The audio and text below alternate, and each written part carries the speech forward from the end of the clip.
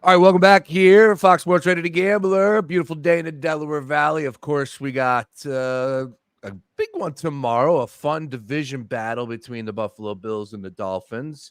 Maybe we could sneak a little hit on that one with our next guest. Excited, as I told you last week, we have added to the roster here on the Gambler Gang or with the Gambler Gang, and we even added more yesterday with Trey Thomas and Todd Harriman's former Eagles. So that's a huge addition, of course.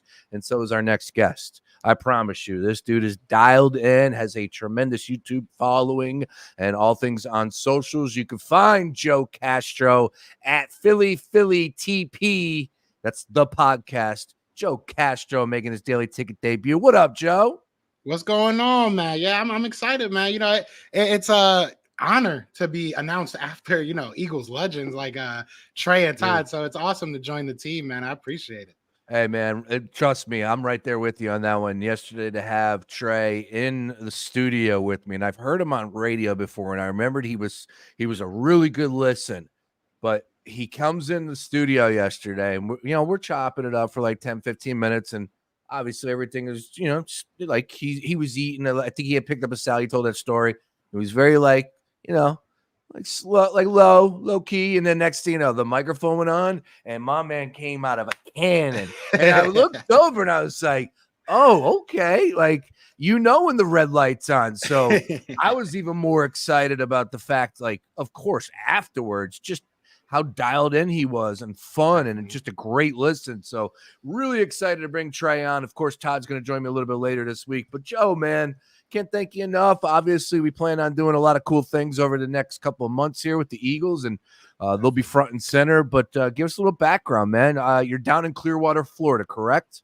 Yes, sir. Yes, sir. Yeah. So I live out here in Tampa now. Diehard Eagles fan since I was since I was a kid. So all things Eagles, all the time, all the time. Nice. My girl's from Philly, got a Philly girl. You know what I'm saying? So it's a Philadelphia household. My dog's named Nakobe. But as far as podcasting goes, I've been blessed, and honored to work with a lot of great players, work with a lot of great networks. Obviously, joining Fox Sports The Gambler is awesome. But yeah, YouTube and I've done a little bit of radio as well. I've done a lot of covering NFL events. I was out at the draft, out at the combine, the Senior Bowl. That's really probably the funnest part of my job is being able to go see the players, the youth, the next wave of the NFL. So I'm excited to kind of bring that to the Gambler and bring that to y'all audience and have some fun. Like you said, man, this is going to be a exciting season for the Eagles. Yeah, we got a lot of great guys with the Gambler Gang, and we're going to continue to add. And like I said, we got some big plans with you, and you've already helped us out a lot behind the scenes. So obviously, we had to get you up on the camera, up on air here. So let's go ahead and not waste any more time, and let's discuss what took place and the overall conversation from Green Bay, from the Green Bay game on Friday night. Look, 34 points. It was week 1. That's where I stand right now, Joe, having the opportunity to watch all the teams play, every game play out. There wasn't a team that played a perfect game. There was not a quarterback that looked amazing. We only had 2 quarterbacks throw for over 300 yards this year or in week 1. So for the people out there that nobody wants to see Jalen Hurts throw interceptions, but we understand it's going to come. Nobody wants to see any fumbles. Nobody wants to see any bad turnovers. Understood. But bottom line is it's week 1. We got a long way to go. 34 points with all of that added in. I came away impressed against the Green Bay Packers. What was your overall thought process after the game finished up? Honestly, more of the same. I think that, the Eagles came into this game with a lot of hype, I think, every year, right? A lot of question marks, though, as well. And I think defensively, we answered a lot of those question marks. Yeah, we gave up a good amount of points. You can put some of that onus on the offense, making mistakes early on in that game, putting our defense in bad situations. But I think that we saw good plays out of Zach Bond. We saw good plays out of Nakobe Dean. We saw good plays out of Quinyon Mitchell, who I think was probably one of the shining stars, somebody that a lot of people were excited about. But you saw some good plays from this defense. You saw good coaching from this defense, which I think we haven't seen in a while. I think that everybody knew what their role was. Everybody knew what their job was. And I think that's something we haven't seen in a while.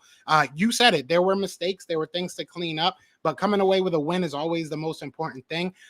Offensively, I think this is the first time Jalen Hurts has won a game when he's had 3 turnovers. So you never want to see him have 3 turnovers, but again, that shows the growth. I think that shows the growth of this team being able to just kind of put their feet in the sand and say, all right, let's calm down. Let's get this together. A lot of good, positive things to come away from that game. Some negatives. One other positive that I'm very excited about, and I know a lot of Eagles fans are, is Saquon Barkley. And it's not just what Saquon Barkley did, but it's the ability of this offense and this offensive staff to incorporate guys like Devontae Smith, incorporate guys like Dallas Goedert, AJ Brown, and still be able to incorporate in a big role a Saquon Barkley. That was something I was a little bit worried about, to be truthful with you, was how were they going to, kind of give everybody their same role, but also introduce a Saquon Barkley. I think they did it perfectly. I think they did it beautifully.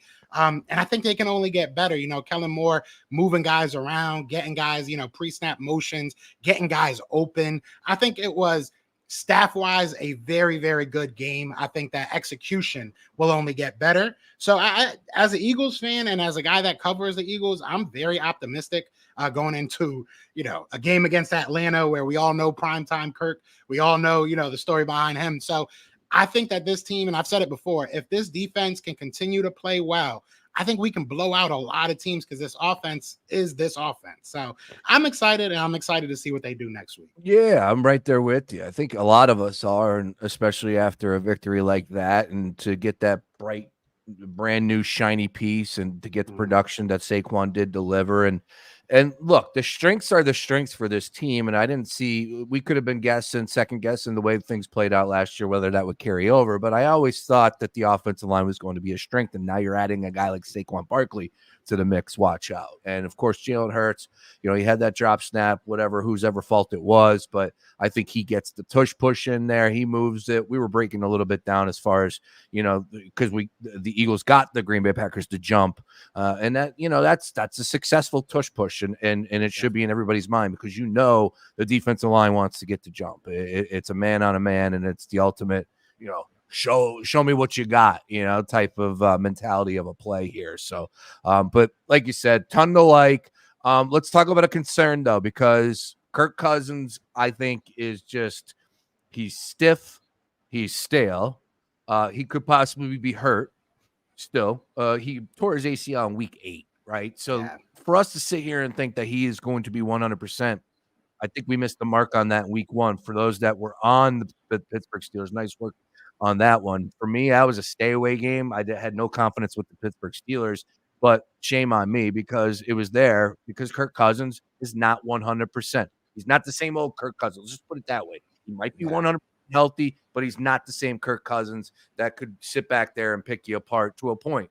We know he has his flaws as well, even when he was playing at a high level at Minnesota. Last week against the Steelers, the lowest total in, I think, 13-year career. Believe it or not, he's been in the league that long, which is crazy. But his lowest total ever as a starting quarterback. So I'm looking at the Eagles on Monday night as a 6.5-point favorite. And of course, everybody in the public will be on the Philadelphia Eagles. There's not going to be one person that's saying, you know what, maybe if it gets to above 7-point spread, maybe there might be people out there that will back the Falcons. I don't think anybody in Philadelphia will. So the Eagles can get to that number and can win by double digits if they can get after Kirk Cousins. What changes can the Eagles make to get the pass rush going? Is there somebody that we think that we should be playing at a better level at this point in time, albeit after only one game? I mean, I will say I love the fact that we're sending our linebackers. I love the fact that, Zach Bond is getting in the backfield and stuff. But I'm very concerned about these edge rushers. I'm going to be honest with you. And maybe it's the overreaction of week 1, you know what I'm saying? But you look at Bryce Huff. While he did play decently, the film tells a different story than the numbers do. He didn't have a pressure. He didn't have a sack, not a QB. He didn't do anything. On the box score, looks like he did nothing. But he was making the right decisions. Just didn't end up in anything, and he was getting chipped. He was getting help on him. So, I mean, there's more to it, but I am a little bit worried that he did nothing, as far as the box score goes. You look at Jalen Carter, he's going to get double teamed a lot. Who is going to win those one-on-ones. That's where we need to improve. You need to win one-on-ones. You need to get some pressure on that quarterback with your front four, because you can't rely on your linebackers to always, we can't always send 5-6 guys. It's just not sustainable. So I will say, even though they weren't good last week, the Falcons and Kirk Cousins in specific, I believe, was the fastest to get the ball out of his hand last week out of all the quarterbacks. So that's something that the Eagles have struggled against. I mean, that's something that we've seen a lot of, even I think going back to last year against Kirk Cousins. He got the ball out quick, was able to put some numbers up on us. So it does come down to these edge rushers getting into that backfield. I'm going to say something that maybe a lot of people don't agree with. I think that I think Howie should probably get on that phone and call Hassan Reddick's agent and say, what can we do? It doesn't have to be a long-term solution. It doesn't have to be listen, we're going to pay you everything you want, but where's the middle? Where's the middle ground? Do you want to play this year? Do I think that's a call that has to be made. I'm sure there's other players in the NFL, that are disgruntled with their situation. I think edge rusher, even though coming into this season, I think safety was probably the spot that everybody was like, oh, get Simmons, get this guy, get Buddha, get that guy. I think edge rusher might be the spot you say, we got to make something shake, because I don't feel 100% confident with the guys that we have. I think that they're good, and I think they're young. There's upside, but we're trying to win a Super Bowl, and unfortunately, upside doesn't win Super Bowls. You got to be good right now. So I think it might be to the point that you got to call Hassan and maybe swallow a little bit of that pride and say, hey, what can we do to make you happy out here in Philly? So that's what I'm thinking. If you're looking at the guys we have now, they got to improve. If not, you're going to have to go out there and make some calls. No, I'm with you there. And it's, I'm sure that Howie Roseman is already, working the phones to a point, like you said, across the league. And if not, his relationship with Hassan and of course, the agent, and who knows what's happening there. We were talking about that yesterday with Trey Thomas, like, dude, $800,000 a week, like, and you're okay with that? Like, this is just a terrible, terrible spot decision. All of that rolled up into one, and I don't know who's at fault, but I do know this: Hassan Reddick is a damn good player and could come and have an impact from day one. I thought for sure that the Jets would have him in a uniform after what took place against the 49ers. Again, they're all in with Aaron Rodgers, and if they don't win games this year, I assume they're going to probably look at a new general manager, probably look at a new head coach. So if I'm Salah, I'm saying, dude, get Reddick in a uniform. Yeah, whatever needs to happen. We can't play around right now, but we'll see how that one plays out. I'm with you there. And again, one game. So Howie Roseman probably wants to see how things are shaking up just a little bit around the league. But I've been saying that. Like, I was saying it tongue in cheek to a point, but when that issue first popped up, like, oh wait, he's holding out. I'm like, bring him back. Hassan has delivered. He's had double-digit sacks, I believe, every year for like the last 4 years. Like, my voice is cracking. Yeah, he deserves to get paid, A, depending on what he's asking for, whatever. But I still believe he deserves to be one of the highest paid players at the position. And B, like you said, man, he deserves to be playing on Sundays. Get that man in a uniform. And that's the question, Sean. I mean, like, what is it going to take? Is it just money? And my thing, I mean, obviously that's the sound of it, right? That's what everybody's thinking right now. He just wants more money, which it could be. But is that it? Because somebody's got to be lying. I'm sorry. I understand that the Jets might have, a dysfunctional front office, but not that dysfunctional that you go ahead and give up what could have been a second round pick, obviously looking like a third, but you give up a third round pick that you're not even willing to pay, knowing that he's leaving this team because we weren't willing to pay him.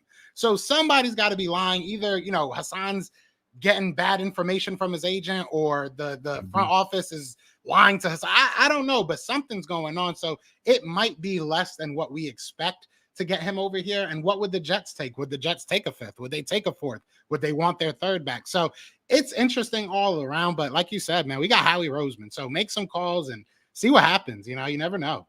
If there's somebody that can make it happen, it's Howie Roseman, that's for sure. Talking to Joe Castro here, Philly TP on social. Subscribe to his YouTube page.